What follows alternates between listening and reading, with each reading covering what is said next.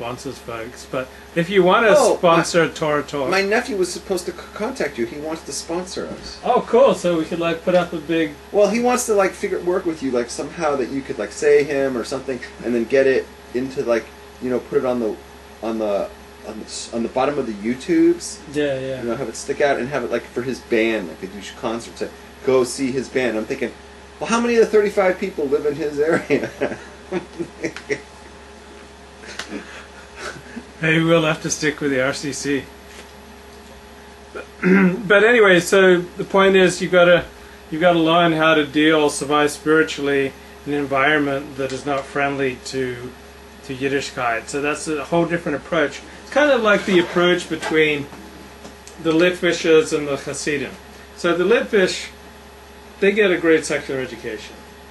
Like, they know how to read and write. They know how to speak the King's English if they're in an English-speaking country. They know where to put nouns and verbs, and they know how to do mathematics. And they get solid skills, and so they have the ability to deal with the goyim in business and to make their way in the world. And if they leave religion, they'll go on to university. They'll go on to great accomplishment in the secular world. Generally speaking, the Hasidim don't really speak English so well. Mathematics skills are not so great. And if they leave the derech, if they leave Judaism, they can't make it in the regular world because they've just never been prepared with a basic, decent education.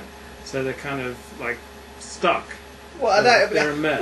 When you pull these you make up this stuff and you pull these observations out of your ass. Do you have any statistics or facts to back up any of this? Yeah, Rabbi Mark B. Shapiro said. Oh, Jesus Christ. Okay, first of all, you don't know what you're talking about. I know plenty of Hasidim who speak English, who know English, Yiddish, Hebrew.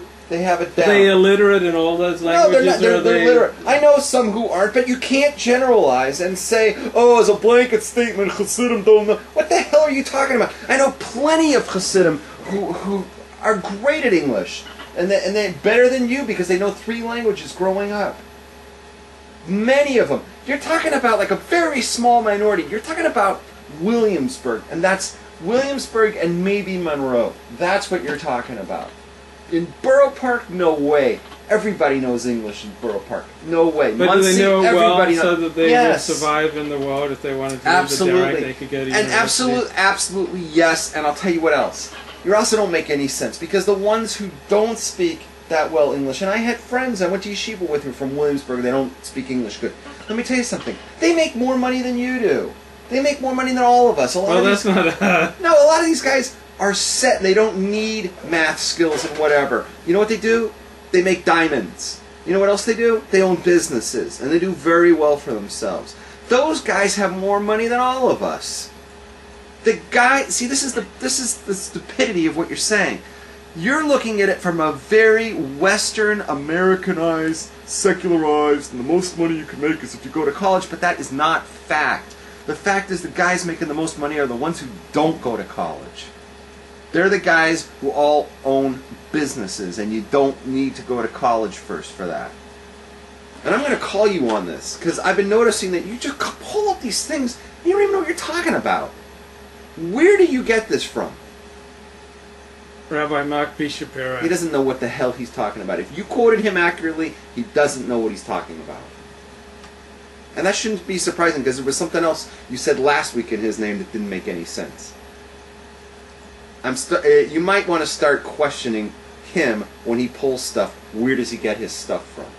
Because if he's just pulling out of his ass, it's not worth the paper it's written on. Next.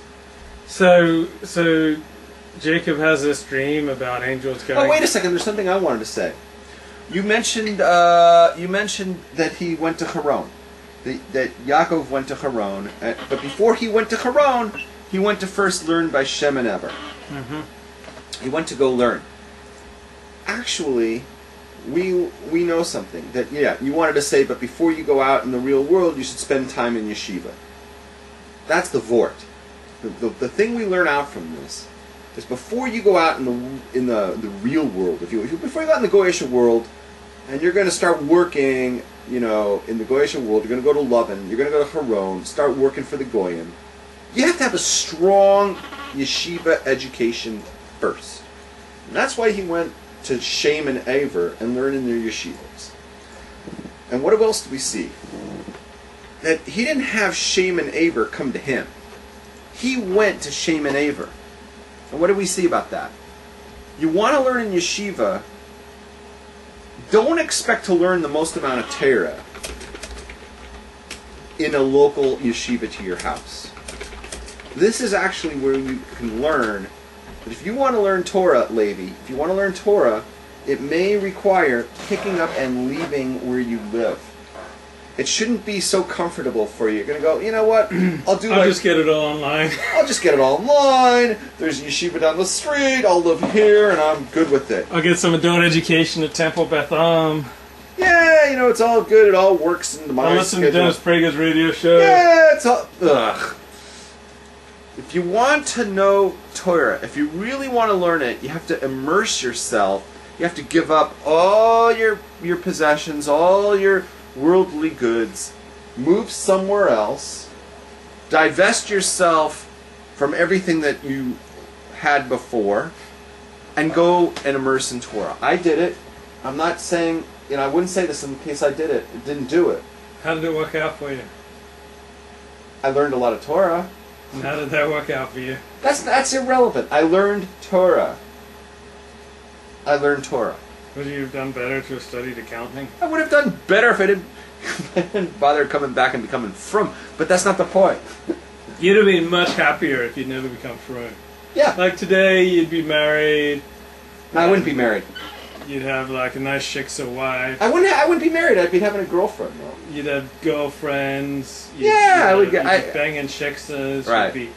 You'd be studying Shakespeare. Shakespeare. You'd look like a normal guy. I'd be in Vegas right now, betting on this game.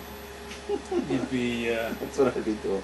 All right. So listen. What I'm saying is, if you want to learn Torah and immerse yourself in it, you give up all your worldly goods. You go somewhere else. If you live in Los Angeles, that means you may want to move back east. You may want to go to yeshiva in Baltimore or Lakewood, New Jersey, or someplace like that. If you live back east, you say, oh, I'll just go, I live right next to Lakewood, I'll just go there. No.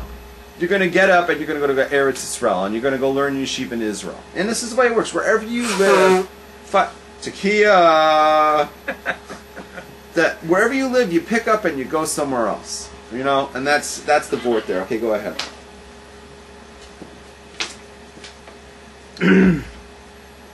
Your throat sounds terrible, man.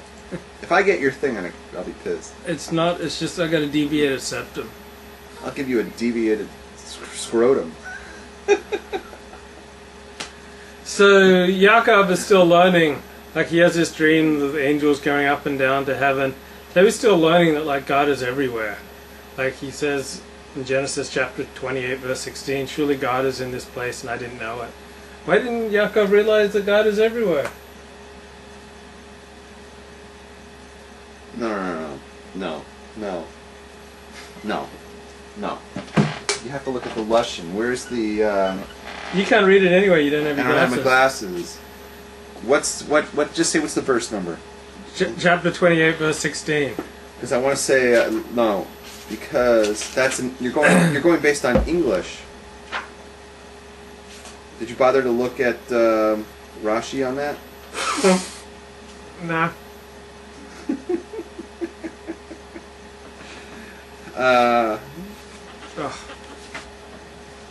You don't look good, man. You're suffering. I can't read it. You can't read it. I can't read it. I'm don't worry about dying. it. Don't worry about it. It means that he didn't... No. Rashi says clear.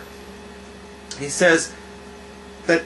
Because if I knew that this is where, like, God's holy presence, was his home. Because you know where that was? That's the place where supposedly the site of the future temple. Well, that is the site where the Beis Hamikdash is going to be.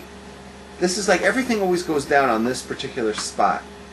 This is like a really holy spot, and it keeps coming up over and over again, right? Right. What did we see with it last week, or a couple weeks ago? Binding of Yitzhak. The binding